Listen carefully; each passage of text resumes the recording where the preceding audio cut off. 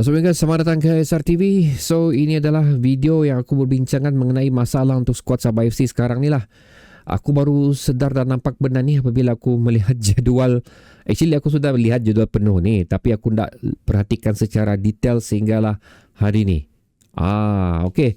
So, kita mungkin akan berhadapan masalah yang kita mungkin tidak akan mendapat result yang kita inginkan untuk 4 perlawanan terakhir ni guys. Lebih kurang macam tu. Aku berani mengatakan benda macam ni lah. Kerana persembahan menentang Perak tempoh hari telah menunjukkan dia punya tanda-tanda awal tu lah. Yang kemungkinan besar perkara ni akan melarat. So apa-apa benda tu. So persembahan menentang Perak tempoh hari, satu tim yang berada di saingan Liga Semi Pro. Dia kurang expose untuk menentang pasukan yang berada di saingan teratas iaitu Liga Super. Membuat result kita menentang mereka tu membuatkan aku rasa ini adalah tanda awal dan buktinya yang kita mungkin akan mengalami masalah untuk perlawanan di bulan Mac ni. Lebih kurang macam tu. Tapi again, aku tidak nafikan jugalah kemampuan Perak kerana mereka sendiri pun berjaya, aku boleh katakan memalukan KL City juga pada perlawanan tersebut, di mana KL City pada masa itu adalah di kedudukan tangga ketiga Liga Super dan dikalahkan oleh mereka. So apatah lagi Sabah FC yang berkedudukan di kelompok tercorot ni. Lebih kurang macam tu. Dikenakan lagi Sabah FC tidak mampu untuk melakukan apa-apa pada perlawanan ini. Tidak ada sebarang gol yang boleh dilakukan oleh mereka. At least kalau ada gol di situ, mungkin seri keputusan ni, itu lain cerita lagi lah. Jadi aku perhatikan masalah ini bermula daripada bulan lepas sebenarnya, apabila last perlawanan kita menentang Negeri Sembilan tempoh hari, di mana kita seri pada perlawanan tersebut. Di situ jugalah diintroduce-nya head coach terbaru kita, dan kita banyak memuji lah perlawanan Sabah FC memang cukup berbeza untuk match tersebut, walaupun sekali lagi kita seri, tapi macam ada cahayanya di situlah. Cuma apabila menentang Perak pada 4, ingatlah 28 hari bulan, itu adalah hari terakhir untuk bulan Februari sebelum menuju ke bulan Mac, dan 4 hari bulan seterusnya adalah perlawanan kita, di mana perlawanan tersebut sekali lagi seperti aku katakan di awal video ni, tidak seperti mana kita inginkan. Kita lebih menyentuh kepada stamina pemain kita sebenarnya. Kerana selepas perlawanan Negeri Sembilan tu kita ada 3 hari rehat saja guys. 1, 2, 3 hari bulan sebelum menuju ke 4 hari bulan. Dan kita kena perhatikan di sini juga untuk perlawanan ni, di mana kita perlu travel daripada Sabah, perlu travel ke Perak. So bukan satu perjalanan yang mudah lah untuk menuju ke sana. Ianya perlu mengambil banyak transportation. So ini boleh mendatangkan fatigue kepada pemain-pemain kita. Lebih kurang macam tu aku katakan di sini. So macam kau kena commute, kau kena naik kapal, kau kena pack, kau kena unpack, kau kena pack, kau kena apa, semua tu lah melibatkan stamina sebenarnya, di mana masa tu sebenarnya jika diberikan kepada pemain kita dengan rehat yang cukup bagus, aku yakin mereka boleh mengemudi perlawanan ini dengan jayanya lah. So selepas perlawanan menentang Perak tempoh hari, pasal kita mau bercerita impact untuk skuad Sang Badak lah untuk bulan Mac ni. So 4 hari bulan perlawanan tempoh hari, kita kena balik lagi ke KK mungkin, atau mereka terus ke Kuching, aku tak pasti, selepas perlawanan menentang Perak tu, untuk perlawanan pada esok hari pula 7 hari bulan menentang Kuching di stadium stadium negeri kah di Kuching. Itu 7 hari bulan. 3 hari lepas tu lagi kita akan kembali menentang Perak di Likas pada 11 hari bulan, dan selepas tu lagi 2 hari selepas tu pada 14 hari bulan kita menentang Immigration, di mana kita tidak perlu travel lah pada perlawanan ni, di mana itu adalah merupakan satu kali lagi perlawanan home untuk Sabah FC. So basically kita ada 2 perlawanan home untuk Sabah FC pada bulan Mac ni, itu pada 11 hari bulan menentang Perak dan 14 hari bulan menentang Immigration.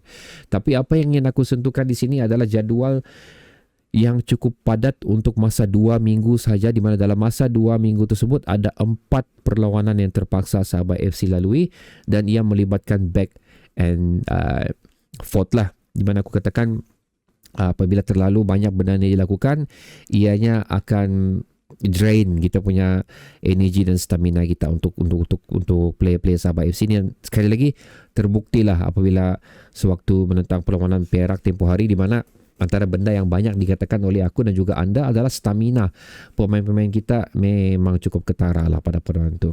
So that's why aku risau untuk perlawanan menentang Kuching ni, kerana ianya sekali lagi melibatkan kita perlu travel ke sana. So aku nak tahu sama ada dari Semenanjung kita akan play terus ke Kuching, ataupun play ke Sabah dulu baru ke Kuching. So itu aku kena check dulu benda ni. Aku mau pastikan dulu sama ada player kita balik ataupun tak. Aku belum update diri aku lagi. Alah, lambat pula. Komputer lama guys. Tapi anywho pun antara dua tu sekiranya terjadi pun, ianya sekali lagi memang akan melibatkan play kita untuk travel dan akan memakan diorang punya energi lah, lebih kurang macam tu. So that's why aku perhatikan di sini dengan jumlah perlawanan dan juga off day yang mereka miliki. Off day aku katakan tu dari segi jadual lah, tapi pada realitinya diorang kena training juga, di mana membuatkan aku rasa mereka tidak akan mampu untuk memberikan 100% stamina diorang untuk 3 perlawanan yang bakal kita tempuhi tidak lama lagi lah. So talking about training pula, so this is the downside of it, di mana pengenalan head coach terbaru Sabah FC ni dalam tempoh masa yang singkat tidak memberikan ruang yang banyak untuk dia cuba mengimplementasikan atau memperkenalkan apa yang dia inginkan kepada player-player kita lah. Aku tahu formation kita masih lagi 4-4-2, dia pun 4-4-2, tapi ianya tidak bererti sama seperti mana 4-4-2 JP, sama seperti mana 4-4-2 Altolinus yang akan disambung oleh head coach terbaru kita yang mengimplementasikan 4-4-2. Pasal kalau kamu tengok dari segi corak permainan JP, Altolinus dan juga head coach terbaru kita ni, dia ada perbezaan cara implementasi keperluan tiap-tiap pemain pada tiap-tiap position tersebut. Even penggunaan pemain pun berbeza daripada dua coach terdahulu yang kita perhatikan sekarang ni. So sudah pasti player-player kita perlu menyesuaikan diri, mengadaptasikan lagi dengan keperluan daripada head coach terbaru ni. Of course player kita ni banyak yang senior, player kita ni profesional, tapi again ini bukannya bola sepak tahun 80, ini bukannya bola sepak tahun 90, di mana tempoh kita tahu itu sejak midfield, winger, striker 2, defender 4. Itu yang kita tahu. Tapi sekarang ni tiap formation, tiap player di atas padang tu mempunyai peranan, keperluan dan juga again nama position yang berbeza. So player-player kita sekali lagi perlulah untuk menyesuaikan diri di atas keperluan daripada head coach terbaru ni. Dan aku sentuh tadi tentang jadual kita ni, bagi aku dia memang tidak ada masalah. Okey, memang tidak ada masa untuk memperincikan apa yang dia inginkan. Aku rasa sekarang ni dia cuma untuk memastikan yang player ni faham formation dulu, apa yang dia inginkan. So yang ada duties, ada roles tu mungkin selepas perlawanan menentang Immigration ni lah, di mana mereka mempunyai 2 minggu off day. So aku mengharapkan dalam 2 minggu off day tu dapatlah diterjemahkan apa yang cuba disampaikan oleh head coach terbaru kita ni. Lebih kurang macam tu. So that's why aku risau untuk jadual bulan Mac ni.